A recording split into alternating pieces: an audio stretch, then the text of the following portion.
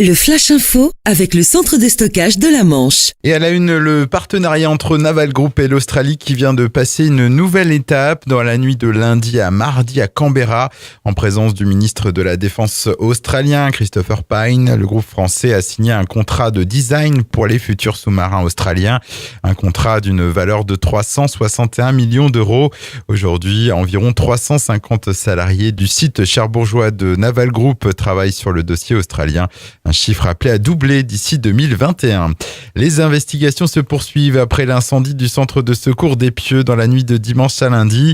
Les gendarmes enquêtent non seulement sur l'incendie de la caserne dont l'origine criminelle ne fait guère de doute, mais aussi sur le vol de 50 000 euros. Cette somme qui correspond au fruit de la vente des calendriers 2019 était conservée à l'intérieur d'un coffre-fort situé dans les locaux de l'amicale des sapeurs-pompiers d'Épieux. L'argent avait été dérobé quelques jours auparavant.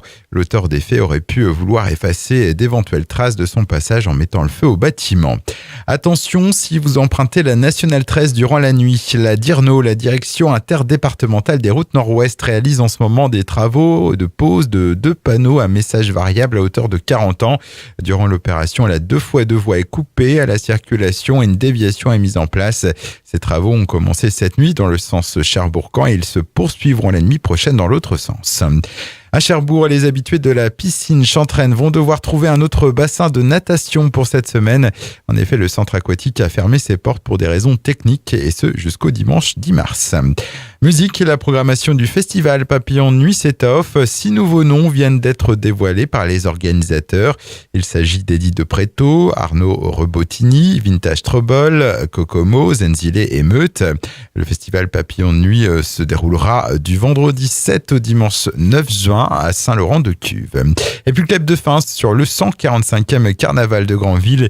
Hier, des milliers de personnes ont pu assister au dernier temps fort de l'événement, l'ultime cavalcade des chars, le procès du roi Charbonnic Ier, encore la traditionnelle bataille de confettis Courgenville. Un chiffre à vous donner, 4 tonnes, c'est le poids de sacs de confettis qui ont été déversés en quelques minutes sur la foule. Le Flash Info vous a été présenté par Landra, centre de stockage de la Manche à Digulville. Pour en savoir plus et visiter notre centre, 0810 120 172, coup d'un appel local.